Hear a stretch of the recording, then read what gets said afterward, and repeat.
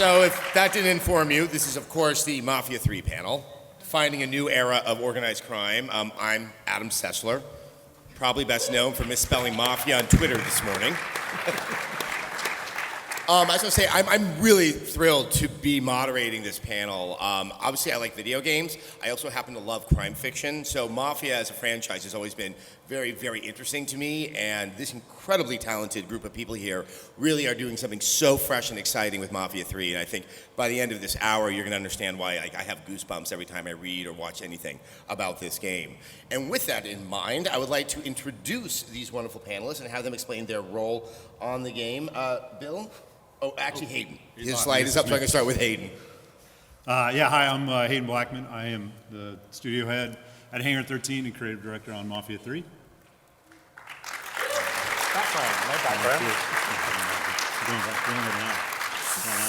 Okay. I'm Andy Wilson. I'm the executive producer at the studio. And I'm Bill Harms. I'm the lead writer on Mafia 3. All right, so let's just take a quick moment. Hangar 13 is a new studio. It's with 2K. Hayden, you came on board. What was it like, sort of building up a brand new studio to do a game as ambitious as Mafia 3? Yeah, so when I first started, we didn't know exactly what we'd be working on. We knew that we wanted to start a new studio at 2K, under the 2K umbrella, that would be focused on a couple pillars. The first is this idea that every player story is unique. The reason, I have a writing background as well, but the reason why I'm working in games and not working in film or TV or doing some other type of writing is that I'm fascinated by the interplay or the exchange between the player and the developers. So the fact that we can create something that has a strong narrative bent or a strong narrative through line, but then we can hand it to players and allow them within that to kind of experiment and create their own unique experience or their own unique story. So our first pillar was every player story is unique, which again goes back to that idea that every player experience should be unique in some way. The second kind of pillar for Hangar 13 was we wanted to be built around proprietary tech. So from my experience, I've been in the games industry almost 20 years, and it's always been working with proprietary tech, so tech that we build in-house to allow us to build the games that we want to build and kind of realize the vision that we're chasing. And then the third pillar was innovative open world games. So for me, kind of the working on open world games, working on games that have, big kind of world building components to them from a creative standpoint was really exciting. So those were kind of the three founding pillars. And then it just kind of evolved from there, and Mafia 3 became the perfect kind of vehicle to realize all three of those pillars. And we started working on it pretty soon after I started and began hiring. So I was employee number one, and we've grown quite a bit in the last couple of years to realize our vision. I always assumed it was just you, just furiously using a computer to... Yeah, no, it was all... Yeah. So this is your badass logo for the studio, and if you guys saw the pin that was on your chair, it's a replica of this. What's kind of the thinking behind that logo? Because the 3 on the eye patch seems to be indicative of the game you were working on that only got announced last year. Yeah, when we first announced Hangar 13, we had an X there, and then we added the 3 later, again, to kind of hint at the fact that we were working on Mafia 3. But for me, the name Hangar 13 speaks to where we were founded. We're in Novato in some old Air Force hangars that have been turned into offices. There is no Hangar 13. We're actually in Hangar 10, which confuses everybody, but my mail gets sent to Hangar 13, which doesn't exist. But we wanted, again, the name to be evocative of where we were founded, but also to have a little bit of mystery. And then we wanted the logo to kind of remind us of the military a little bit, so it has that kind of patch feel. I'm also kind of a big rockabilly fan, so we wanted something that felt a little rockabilly too and had maybe a little edge to it. Yeah, there's also there's a bar in San Francisco that I think also may have been a little bit of inspiration. I think there's a bar in New Orleans called Hangar 13 as well. All right. Well, after we chat about Hangar 13, we're about to start talking about the game and the story of the game. And to kind of kick that off, have you guys seen the most recent trailer from Mafia 3? The story trailer? Well, let's take a look at it once again, because this is where we're going to be forming our discussion. Can we get the lights again? The other way. Sorry. All I really want is for everything to go back the way that it was before that night.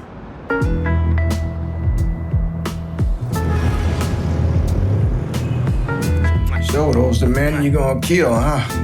Shouldn't have said no. This city survived the War of 1812, the Civil War, and God knows how many hurricanes.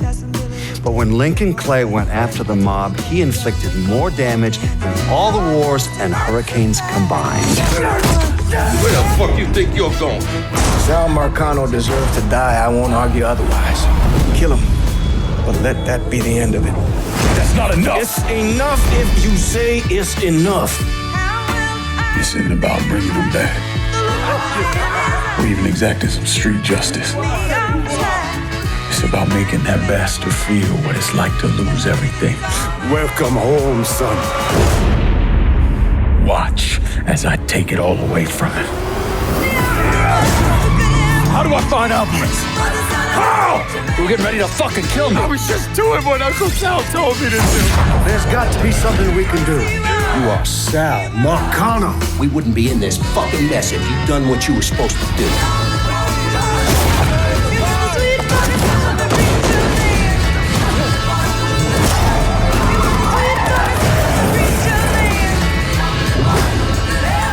This is a one-way road. Once you start down it, there ain't no turning back. You are who you are. No point in arguing with yourself about it.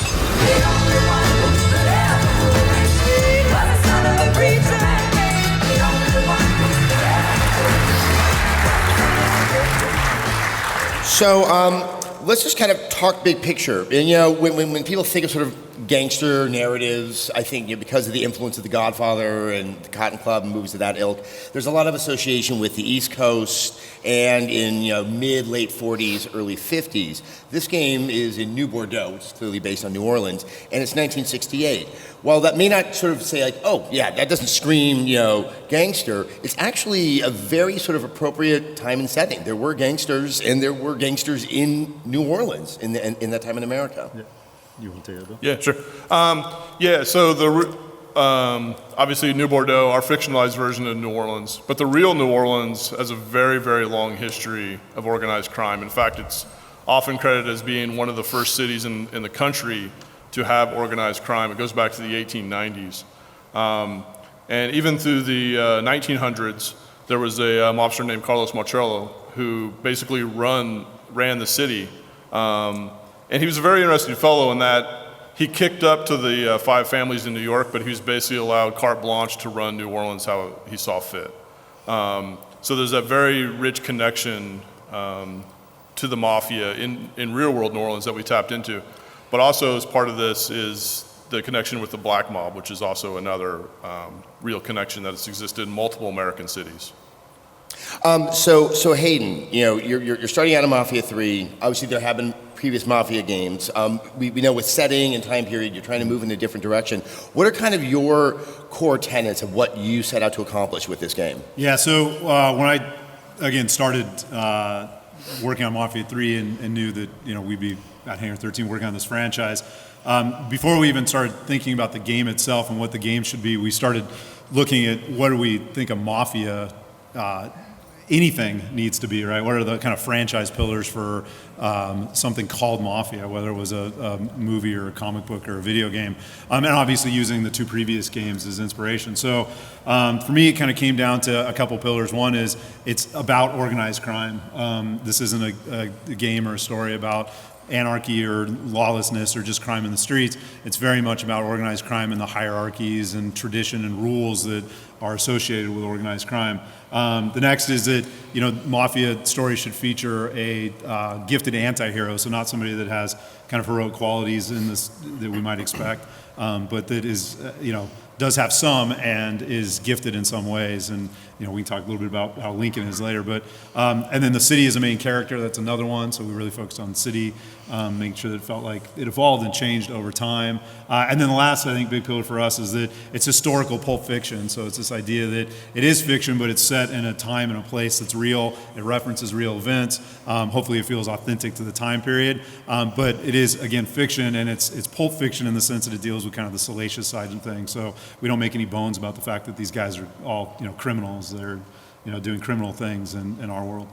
And Bill, I mean, it's interesting because obviously there is the Italian mafia that's in New Orleans, but when you're playing Lincoln, you're kind of taking back crime from this established group, and that is kind of appropriate to that time. This was the beginning of the downfall of the Italian mob in America. Yeah, historically, the FBI didn't even acknowledge the existence of the Italian Mafia until I think 1957 or thereabouts. So for a long time, the Italian Mafia basically was covered on two fronts. They had the size to kind of fend off the competition, but also law enforcement really wasn't targeting them. And that started to change in the mid-60s and late 60s. So that's another reason we chose 1968, because it's kind of the kernel of the downfall of what we consider the golden age of the Italian Mafia. And obviously, fictionally within our world, Lincoln Clay is a big catalyst for that change, specifically in New Bordeaux. So yeah, let's talk about New Bordeaux. I like what you said there, Hayden, how you consider that to be a character in and of itself. It's very clearly based on New Orleans, but you guys, I think consistent with the franchise, decided to have a fictionalized sort of corollary to the actual New Orleans. Why did you choose that city? Obviously, we know that there was organized crime there. And then what about choosing a New Orleans-esque city? Like, what does that afford you creatively? So I think, we considered a lot of different settings early on. And for me, it came down to I wanted a city that felt like, it was believable that crime could be there. And I think that in the mob. And so you need things like industry, you need tourism, you need entertainment, you need all the things that the mob kind of can grab hold of and kind of operate within. So that's kind of the one hand. But then we also wanted it to be kind of an aspirational city and a city that people look at and go, well, if I was a mobster there, I might have some fun. And I think it kind of boiled down to, New Orleans is a sexy city. It's a fun city. There's that crush of music and cultures, which is very interesting to us, which we had, again, with Empire Bay to some extent as well. And it just feels very different from Empire Bay, which was another thing that was important to us. We want to continue to grow the Mafia universe and add cities that feel, different every time. And so ultimately you look at it and go, yeah, it feels like a real place. Well, it's an iconic and recognizable city as well, and that's something that's very important to us also, is we want people to be able to see video, see screenshots of this game and kind of know that it's Mafia 3, and the sense of time and place is so important to the franchise historically that we need to capture that, and so we didn't want to put it in a place where there's already been a ton of games. And you look at it and think, well, why haven't there been more games made in New Orleans? Because it's such a unique and identifiable place. Yes. I think this screenshot, says it all. The minute you see that wrought ironwork, you know exactly what city you're looking at. Bill, I want to chat for a second about the choice of 1968. Sure. Obviously, that does coincide with the downfall of the Italian Mafia, but probably there was no more significant year in America in the late 20th century than 1968. Obviously, the assassinations of Robert Kennedy, of Martin Luther King, you had the Democratic National Convention in Chicago. I mean, it was a point of upheaval. And I'm curious, because it's such a historic year, and you're writing a fictional account of something in that year, how much do you have to give over to the real history, and how much can you sort of make things up during that time period? Well, I think, like you said, 1968, internally we always the way we always thought about it is essentially outside of the end of the Civil War, it's probably one of the most traumatic years this country's ever gone through. Like you said, you have the assassination of Martin Luther King, you have the assassination of Bobby Kennedy, you have the Black Power salute at the Olympics that year. But when you're creating something fictional that's based, it's kind of a needle you need to thread in terms of, obviously we're set in a fictional place, but we're set in the real United States. So what we have to do is kind of pick and choose what elements of that we choose to bring in, and then have that inform some of the things that the characters discuss in terms of what's happening in the game. It also provides broader context, and it grounds the game, because obviously history's real. So by kind of leaning on that history a little bit, it helps ground the game in that way. And then obviously another big thing that was happening, and that was a cause of a lot of the upheaval, was the Vietnam War. And obviously a lot of veterans were returning from the Vietnam War, obviously very sort of dislocated after their experience about sort of managing in the United States. And that's kind of where our main protagonists are also kind of falling into this game. Yeah, so Lincoln Clay is he's an orphan, but he's also a Vietnam veteran. And at the start of the game, he's just returned from serving 4 years in Vietnam. I think Hayden's dad went to Vietnam in '68. My dad left for Vietnam in '68. So that also kind of helps inform who Lincoln is. And it's also kind of the first time where kind of full-fledged, the country as a whole really started to get a sense of what was happening in Vietnam. Because you started to transition from the guys who had volunteered and, fully supported things, to guys coming back and saying, yeah, maybe things aren't exactly what we're being told. And '68 was also one of those really, really good years for music, Andy. There's a lot of well-known and licensed music. What was, if you wouldn't mind just kind of describing, like, was it a challenge to get all of these notable tracks and to get them into the game? Yeah, I mean, we're still going, so it's a process that started very, very early in production. Obviously, there are things that we want in the game. Everything that you've heard in any trailer that we've released so far is stuff that's licensed for the game, so that's awesome. There's more and more and more of it coming the whole time. But it is a process because you're dealing with lots of different groups of rights holders, effectively, all of whom have different, different requirements, different opinions on, whether they want to license their music for games in general or the kind of games that we make. So there's all of that to kind of negotiate. But there's going to be a ton of great music. We're in a really good place with it. And obviously we've already seen some of that in the trailers, just to give you a sampling of what's in the game. Yeah. So my last question sort of about New Bordeaux is, New Orleans itself has very distinct districts. The French Quarter is not like the Garden District. And then obviously, if you go outside of the city itself, you have a lot of interesting areas as well. How do you sort of map out the sense of districts and what is their role in Mafia III? Hayden, you want to take I'll take that, yeah, sure. Yeah, so we have 9 districts in the Bayou as kind of an additional play space in the game. Each one of the districts, it was really important for us for it to have its own identity. So when you drove into it, you kind of knew, oh, I'm here. I'm in the French Quarter or the French Ward or downtown or Industry Row, which we call Barclay Mills. So we have an industry area. We've got a shipyard area. We've got again, the kind of French Quarter-inspired area, everything you might expect from New Orleans, and then some stuff that was inspired by some other southern cities too, just to give us a little bit more flavor. But I think the most important part about it is that each district has its own identity in the narrative and in terms of kind of how it factors into the mob's business. So the crime in the French Ward that the mob is running is very different than the crime in the shipyard area, for example. So in the French Ward, it's very focused on things like drugs and prostitution, everything that can be tied to kind of the tourist trade and entertainment and what you might expect to find in the back alleys and kind of off the beaten path in the French Ward. Whereas an area like downtown, which again is high rises and office buildings and department stores and things like that, it's very focused on extortion because the mob is extorting public officials to kind of bend them to their will, and construction fraud, which is kind of a long time mob activity, and so they're in our game they're constantly building these sham construction sites that you can attack. And then I think the other way that they differ, which to me I'm very interested to see kind of how the reception of this and how it plays out with players in the game, but is kind of in the makeup of the kind of racial identity of the districts and the effect that has, or the reaction that pedestrians and police have to Lincoln based on where he's at. So we're not, shying away from the fact that it's 1968 and you play Lincoln Clay, who's a mixed race protagonist. There are areas that he'll go to in town that the reaction from civilians and pedestrians and police will be different because he is clearly, stands out and looks like he doesn't belong given the kind of racial makeup of that area. So we put, again, a lot of work into making sure that through line continues throughout the game as well.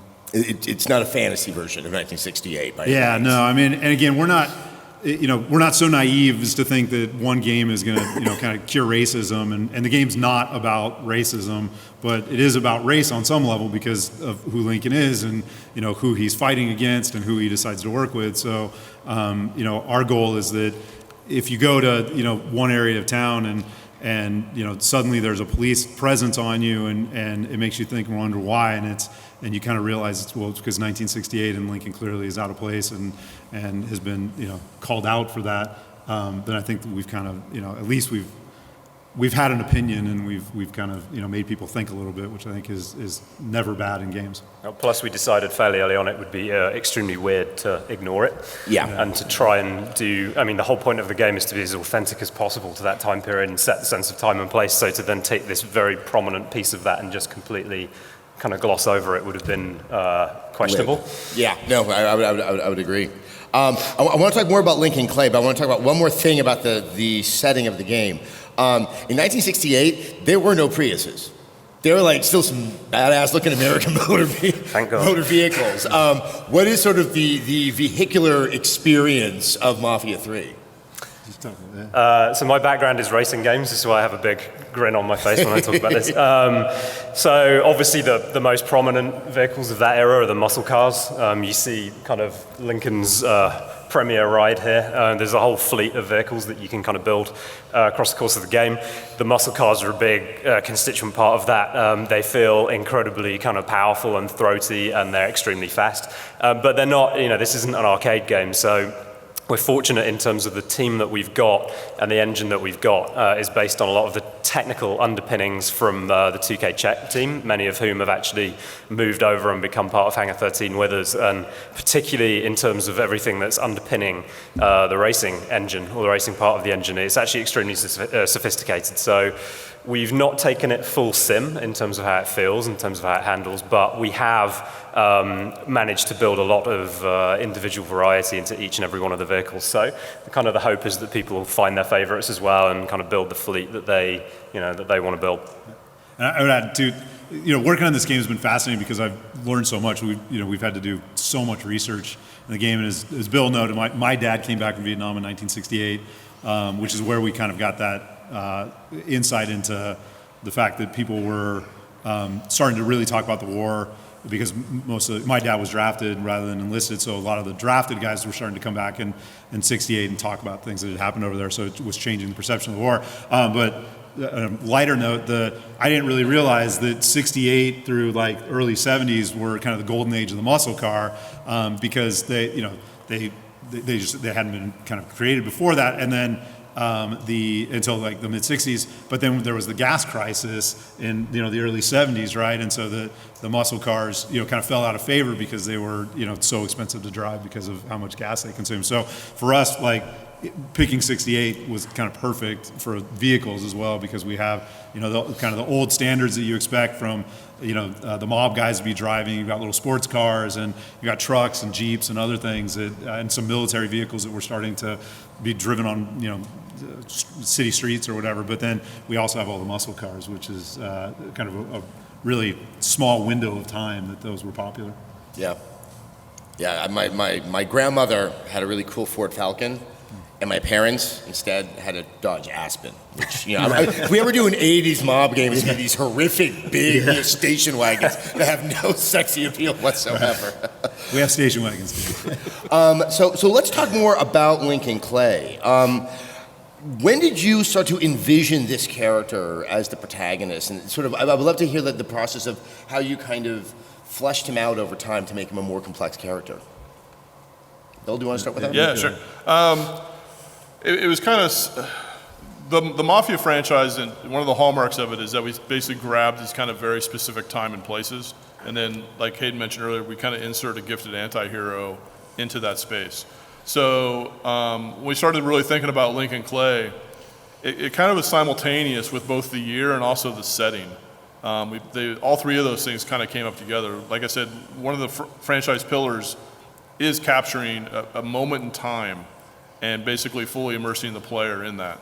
And it just really kind of made sense that the main character would be someone like Lincoln Clay, because it's this confluence of various things like Vietnam, it's also the South, he's mixed race, and by having him be that way, it opens a window so that we can examine other aspects of him as a character and help influence the story that way. I was about to say, and this is probably something because we're so accustomed to it now, but being mixed race in 1968 was not common. I mean, Loving versus Virginia, which kind of ended, the laws prohibiting mixed race marriages. I don't even think that was on the books yet. I mean, I guess I hate to say it, what advantages does that give you with his character? Because he would be so distinct in that time, place, and setting. Well, dramatically, it allows us to have a push and pull in terms of how he interacts not only with the other characters in the game, but also with the city and the world in general. And it also helps us inform a very kind of specific worldview in a certain degree. But it's just also, like I said before, it's just a dramatic window that kind of helps define and kind of place the game in New Bordeaux. Yeah. Well, also, it kind of means he really doesn't fit in anywhere, which is a big part of his character, from the fact that he's an orphan to this, nowhere where he goes does he just easily fit in, and that's a big part of his personality as well. Yeah, and then I think the last thing I would say is when we talk about him being a gifted anti-hero, there's kind of two things that we always focus on. One is obviously his training as a soldier, which allows him to take on the mob and kind of take out these like mob bullies essentially that have greater numbers but don't have the advantage of kind of his tactical thinking or his military training. But the other one, which I think does come from his background of being an orphan and having to survive in an orphanage and having to survive on the streets and being part of some gangs and being mixed race, is his ability to bring together disparate characters, disparate people, kind of under a common banner and a common cause. So throughout the game, he recruits, a number of people to help him in his cause, and he's able to do that because he's got kind of a more, well-rounded worldview maybe than some of the other folks that don't have his same background.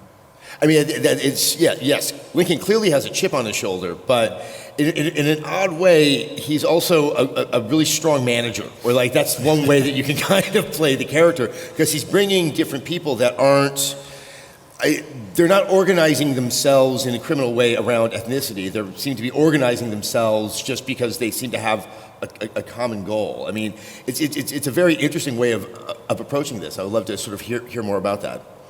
Well, fictionally, we've touched on a little bit that Lincoln served in Vietnam, and one of the things he did while he was there, he was actually part of the special forces and loaned out to the CIA. And historically, the CIA ran secret bases out of Laos, and they would basically conduct guerrilla warfare against the NV and the NVA and the VC.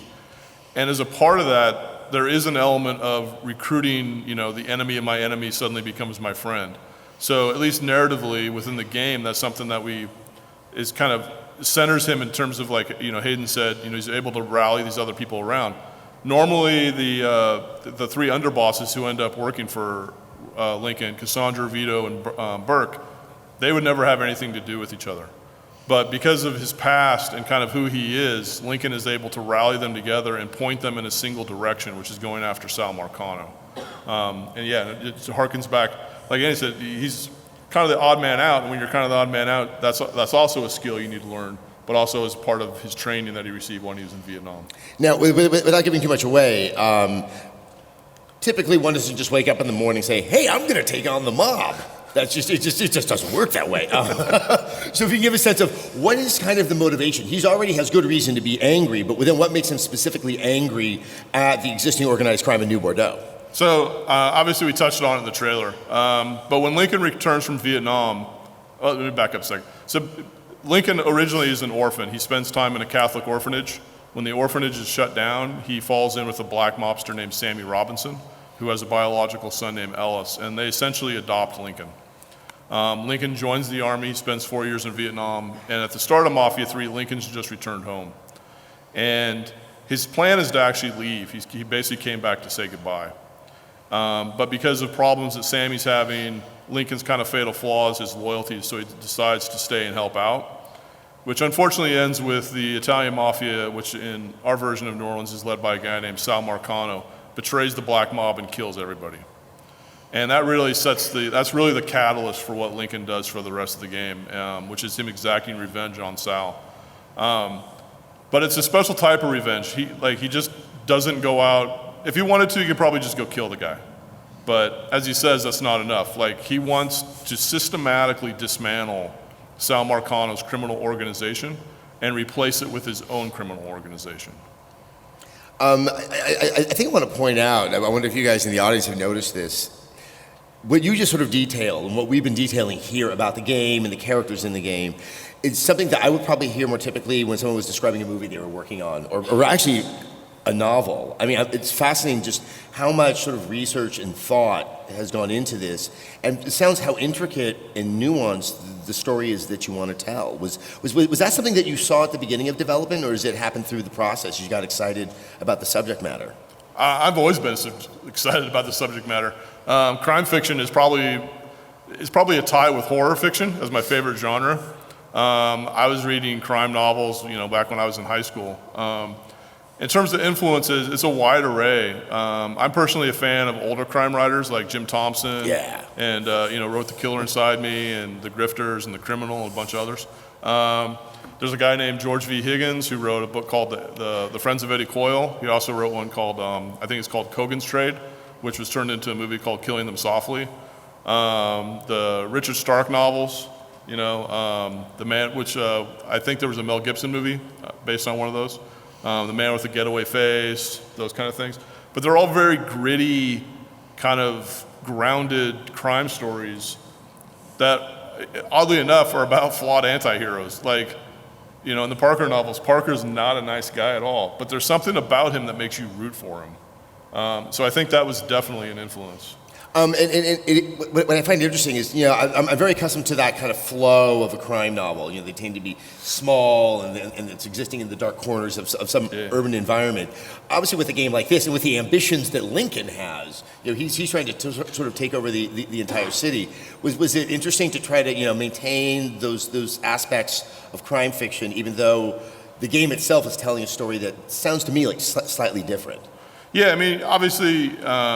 We have the set piece missions and things like that. But one of the things that Hayden was talking about earlier, which is the crime rackets. So as you move through the game, we'll use downtown as an example. The crime rackets there are construction fraud and extortion, and those are kind of tucked away. Like, obviously it's a game, so we have to take some license, and figure out, hey, how do they exist and interact with in terms of their placement within the game world. But they are kind of couched in this idea of like, the average person on the street, maybe they think there's something shady going on, but they don't know for sure. So it's the video game version of that. So these are these little crime areas that are kind of scattered around that involve these criminal rackets. Then the hideouts themselves. So at the center of every criminal racket, there's kind of a hideout, which is one of your objectives, and those are often hidden in plain sight. So you can quite easily kind of stalk past them, walk past them in the game, and not even realize that they're there. And that's another important part is having some of these things with public fronts to them, and having this ecology in a living city where all of this stuff is just sort of there, but it's not kind of signposted for you. I'm curious, Hayden, how would you describe how Lincoln plays? Obviously, he's very effective with weapons, but his objectives, it doesn't sound like just bursting in guns a-blazing. It may not work in every single instance. Yeah, so again, one of our kind of core pillars is this idea of every player story is unique, and we wanted that to translate at the macro level, and I think we'll talk a little bit about that later in terms of some of the choices you make as you go through the game and how that can make your experience evolve. But we also wanted it to be on the moment to moment and the choices that you're making in the heat of combat, before you even go into combat, the tactical choices that you make. So, what pictures? Oh, yeah. So this is a good kind of, image to talk to here, where Lincoln is able to go into any combat space, guns blazing, if that's the way you want to play, and we offer you, kind of ways to kit Lincoln out so that he can be successful in that. He can go in with a flak vest and a machine gun, and really arm himself to the teeth. Bring in a hit squad to go with him, to roll with him, and help him out. In kind of the guns blazing approach. And then we have the other extreme, which is stalking approach, where it's very much, it's not necessarily meant to be kind of a ghost approach where you go through and you're never spotted or seen, because again, Lincoln's out to tear this organization down and rebuild something on top of it. But we definitely want you to feel like a stalker as you go through these missions, and you can literally go through almost all of our combat spaces, doing silent takedowns and using, your silenced pistol like Lincoln's doing here. And then there's, variants in between. And I think the thing that I've been kind of happy or pleased to see in the last couple months as we've been playtesting the game and starting to show it outside the team and have people play it, is how kind of easily people seem to move between those two extremes and find kind of a comfortable middle ground for themselves. And whether it's kind of going in guns blazing at first and then losing the enemy to mop up, or going in stalking to take out some of the big guns and kind of soften up the enemy, and then go in and toss the grenades that they picked up along the way. But yeah, we're really trying to, again, there's no right way to play the game. We don't reward you for playing a specific way. The only wrong way to play the game is if you get yourself killed. Which is another one of our mantras, this idea of no failure but death, that we really didn't want it to be prescriptive and say you have to play the mission this way, you have to accomplish your goals this way. Although we do have some setups in the game that are narrative driven, most of the time we just kind of let you go and let you play how you want to. And that extends to the ways in which you can take down the criminal operations that are within the city. That something like construction, there isn't sort of one way. That you can find sort of all the vulnerabilities of that operation and choose which one you want to go after. Yeah, I mean, just again getting really kind of into the game design mode here, but the way that it works is that Lincoln figures out that in order to kind of cut off the head, you want to cut them off at the base, right? You want to start tearing down the stuff at the bottom, at the foundation, and then everything will collapse. And that ties into the mob theme of it's all about kicking up, right? We're constantly referring back to that in the game, that if Jimmy Kavar, who runs the construction fraud racket, can't make enough money to kick up to Tony DeRazio, who was the bald dude in the trailer there, that guy can't kick up to Uncle Lou Marcano, who can't kick up to his brother Sal. So it just becomes this kind of, again, I can swear, right? It's an M-rated game from what I can tell. It's that whole thing of shit always rolls downhill, right? So when Sal gets upset, it all rolls downhill, and Tony gets a phone call because again, they aren't able to kick up. But in order to do that, again, it goes down to the guy on the street, that Jimmy Kavar, who runs the construction fraud racket, who's kind of this underboss that runs that. You have to damage him enough that he kind of comes out or makes a mistake or does something that allows you to attack him, take him down, take over that racket. But the ways in which you do that are myriad and varied and really up to you. So, you can hunt through the district looking for these sham construction sites and, kind of take those down, kill some of his enforcers who are keeping protesters away from the construction sites, steal his stash. He's been skimming money from the mob, and he's got a bunch of money put away for a rainy day, which he's trying to get to now because he has to kick up because you're causing so much damage. You can steal that from him. You can just drive around if you've unlocked some grenades or whatever, drive around and destroy some of his trucks because they're selling construction goods. And this is just, again, one racket out of many that we have in the game, and each of them have a bunch of different ways that you can attack them, and you kind of choose today I'm interested in creating tons of mayhem, so I'm going to drive around and blow up a bunch of trucks. Today I'm really interested in going in stealthy and trying to take out some of his enforcers or steal his stash without anybody even knowing I was there.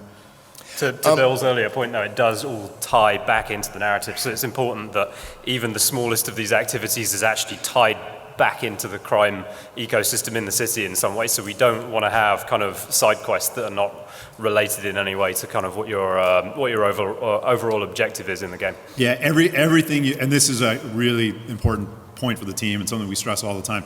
Everything you do in the game is either tied to tearing down Marcano's operation or building up your own, so building up your underbosses. So there's lots of things to do within that and lots of choice that you have, but it's all based on this kind of urgent, mission that Lincoln has to not only tear down the Italian mob, but build something new in its place. Yeah, I think we all know many open world games where the end of the world is coming, but hold on, I'm going to get your cat. Let's take a quick look at some of those bad guys that are in Mafia 3, the people whose operation you are tearing down. Yeah, I just want to talk about this really because a lot of this imagery is coming online now. For you guys are actually, I think, the first ones to ever see this stuff, right, Randy? Yeah, which is kind of cool. So we have some really talented concept artists, but one of the things that we're doing throughout the game, and these are actually all images that are taken from some of our menus and our UI, and your dossiers as Lincoln thinks like a soldier, and he's building a kind of tactical plan against the mob. So he's got dossiers on all his allies and his enemies, and all the art, going back to what Bill was talking about earlier, is really inspired by kind of the pulp novels of the 1960s. So it's got that really cool kind of illustrated style. But this is Sal Marcano. You want to talk about Sal? Yeah. So this, like Hayden said, this is Sal Marcano. He's essentially the Don of New Bordeaux. He's run the city for a few decades, and he took over the city basically by selling out his father, and then which resulted in his father's death, which then he lied about to his brothers and used that to rally them to take over the city. So he's a very nice man. And that guy behind him is his son Georgie, and again, not giving up too much information away, but you find out Sal. I'm stealing a quote from Bill, but every great villain thinks he's the hero in his own story, right? So Sal, while you probably won't agree with all of his decisions, certainly won't agree with kind of some of the decision he makes and the language he uses and some of his stances. Hopefully, as you play through the game, you understand why he's doing what he's doing, at least from his point of view. He's wrong, but he's got a very specific point of view and a very specific desire that he's trying to fulfill. And again, another theme that I'm excited about is family. That our kind of tagline, which I think is on these posters that are underneath all your seats, is family's not who you're born with; it's who you die for. And so that permeates everything. So again, Sal's backstory deals with a lot of family. He's running the city with his family. He's got his brother Lou runs part of the city. His brother Tommy runs another part. His sister-in-law runs part of the city. So family's a big deal for us. And that's Tony. So this is Tony DeRazio. He's the lieutenant who runs downtown. He kicks up to Lou Marcano, who Hayden said is one of Sal's brothers. I don't know how to describe Tony. Bloodthirsty, analytical weirdo. Kind of a savant. Like he's the numbers guy. Again, we one thing we tried to do, and I think both Bill and I have done this in our past. Working on comics and things, is that we try and take familiar archetypes and turn them on their ear a little bit. But we looked at, how do we make sure we get all the mob archetypes right? So you need that numbers guy, the guy that runs all the books, and Tony's that guy, but he's far more maybe bloodthirsty, and I mean he's a true sociopath in the game, right? Yeah. So this is Thomas Burke. This is one of the 3 underbosses that Lincoln recruits to assist him on his revenge campaign against Marcano. Burke lives in a part of town called Point Verdun, and his nickname is Irish Point. And before the start of the game, he actually ran that district and kicked up to Sal. But like I said, before the start of the game, he's basically a drunken loose cannon, and he screws up, and Sal sends an enforcer in and busts up Burke's left leg and takes the district from him, and then assigns it to another guy. So that's part of Burke's motivation, and in terms of why he's willing to join Lincoln in tearing down Sal. And let's go 1 second, because these lieutenants for Lincoln, this is, I think, some of the coolest part of this game, that you are, as you're going through and taking over New Bordeaux, you then have another step where you need to then have one of your people manage that district and the crime that goes on there. Yeah, so this might be the area I'm most excited about right now, because we haven't talked very much about it. But it goes back to that kind of every player story is unique on kind of the macro level. And we sat down and we had long conversations early on saying, I'm a huge fan of RPGs and the sweeping kind of epic RPGs where you're making millions of little choices along the way that all kind of culminate into one big thing. But that's been done, and that's been done really, really well by other people. And I would never presume that we could, kind of maybe do it better, and I wouldn't want to, because it's their thing.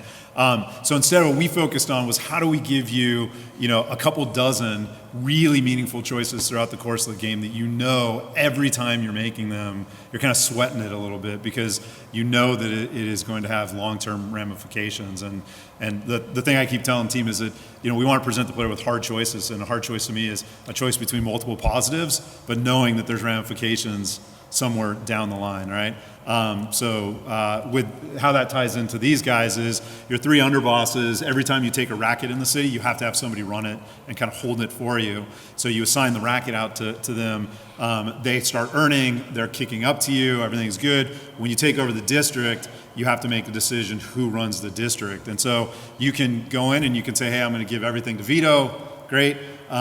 You can go into a district and say, I'm going to give 1 hideout to Burke because he's offering me something kind of cool for that. I'm going to give another hideout to Cassandra because she's offering me something I want too. And then when I go to sit down with these guys, which we have several points in the game where you have an actual sit down with your underbosses, and they express how happy or unhappy they are with the situation and how you've been managing those relationships and what you've been giving them, and then you have an opportunity to again make a decision of who you give the entire district to. So in that example where I've given one hideout or one racket to Burke and one racket to Cassandra, I could go to the sit down and kind of screw them both over and give it all to Vito because Vito's got something that I want, right?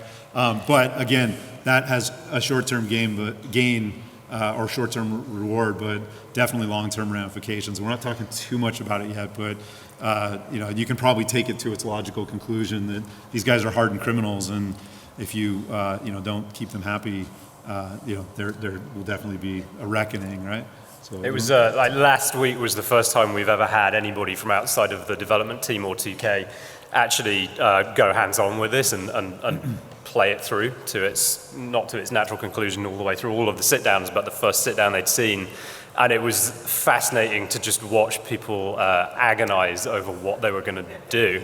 Because, and I'm hoping if we get this just right, I think this will be a really powerful thing for the game, because on the one hand, you've got your head telling you, well, I want that particular service, or I want that particular weapon or whatever that you're going to give me.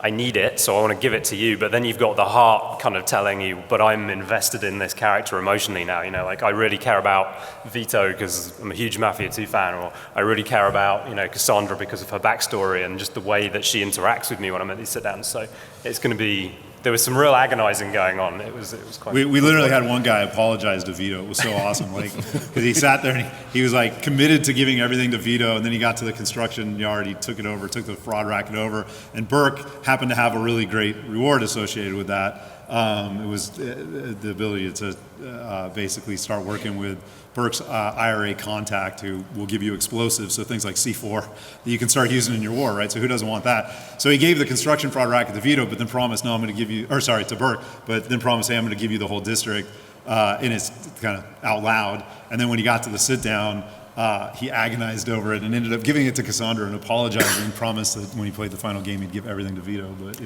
we'll see. Let's learn a little bit more about Cassandra, because she's a very distinct character. And obviously, you'll have to be making decisions about what districts and what work you'll give her. Yeah, so Cassandra, each of the three underbosses kind of heads up a distinct kind of criminal element within the city. So Burke heads up the Irish mob, Vito heads up what we call the Rebel Italians, and Cassandra heads up the Haitian gang. And at the start of the game, basically, they're in conflict with Sammy, who is Lincoln's adopted father, over numbers running, which was a racket that, when we did our research, it's insane how much money the mob makes from gambling. But numbers is basically, it's basically kind of a form of the lottery where you would place a bet, and then ostensibly, the final numbers would be something like the circulation of the New York Times, then the stock market, something like that, the mob couldn't tamper with. But that brings her into conflict with Sammy. And then obviously, because of some things that we're not ready to discuss yet, she's willing to fall in with Lincoln and help him go after Sal Marcano. And of course, we also have Vito. Yeah. Who we know from the previous Mafia games. Was that something you planned to do at the outset, to kind of bring him in so that there was some kind of lineage? Yeah, I mean, a big deal for us is, we wanted to make sure this felt like one cohesive universe. So we reference events from Mafia 2. We tie up some loose ends. But we knew from very early on we wanted Vito in. As the story evolved, he kind of bounced back and forth between being a villain and an antagonist and an ally. And now he's, I think, probably a little bit of both. But yeah. Vito's story is that, he at the end of Mafia 2, he gets kind of shipped out and sent down to New Bordeaux. He sees it as a huge demotion, and he kind of gets put in the kind of ass end of the city, running a small time racket, and he's frustrated and pissed off about that. And he has never gotten along with Sal, who sees him as kind of a carpetbagger who's coming down to spy on him. And other than your lieutenants, I mean, there are other sort of allies that you populated this world with. Want to talk about them, Bill? Yeah, sure. So each. Sorry, I didn't see what the picture was. So this is John Donovan. He's a CIA operative, and he's the guy who works with Lincoln in Vietnam. And basically, after Sal wipes out everyone Lincoln loves, the first thing Lincoln does is get in touch with John Donovan. And Donovan basically provides kind of logistical and support for what he's going to do when he goes after Sal. And he also offers intel. So one of us kind of mentioned on it briefly, but basically Lincoln has dossiers on everybody, even the people who are ostensibly on his side. And that's something that Donovan provides him. Do we have another slide there, Brian? All right. So I guess we've talked a lot about this game, and I would love to sort of Hayden, if you could just sort of take us through, when you started Hangar 13, you must have had something in your head that you wanted to do, and here we are. We're a few months out from the launch of the game, but sort of, what has that journey been like? Because I think now the audience understands just how ambitious an undertaking this is. It's been insane. I mean, I'm super excited because we are, obviously getting closer and closer to launch. We've been able to put the controller in people's hands, in the last couple of weeks, and that's been really rewarding to see, again, not just how people play and how, kind of the systems come together, but the choices they make and the fact that every play session I've observed lately anyway, there's been significant differences in the way people are playing. So that's been fantastic. But I just, for me, it's really a testament to the hard work of the team and seeing, this group of people come together. And I didn't mention it before, but I think somebody else touched on it. We are a group that is, Hangar 13 is not just all, brand new hires to Hangar 13. We brought over, about 40 people from the Czech Republic. They were working on at 2K Czech. They worked on Mafia 2. So we were very, very grateful and lucky that they came over to continue the engine and art and design work on the game. Or the franchise here in Novato where we're located.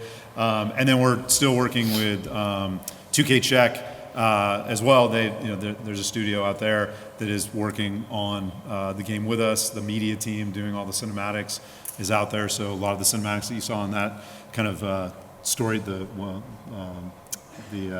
story trailer we showed, a lot of that was done by those guys. So I'm just really excited that the hard work of all these people is finally being shown and is out there, and they're all getting super excited about the release. And I don't know, hope everybody checks it out because I think we're doing something at least interesting. I think it's a little bit ambitious, but it's also hopefully thought-provoking and interesting. I think it's very, very exciting. I hope you guys also realize just how exciting this is. We can get a warm round of applause for these three very, very talented people. Thank you so much, Bill, Andy, Hayden. Obviously, a big thanks to you guys for coming out. Thank you. Enjoy PAX. Thanks.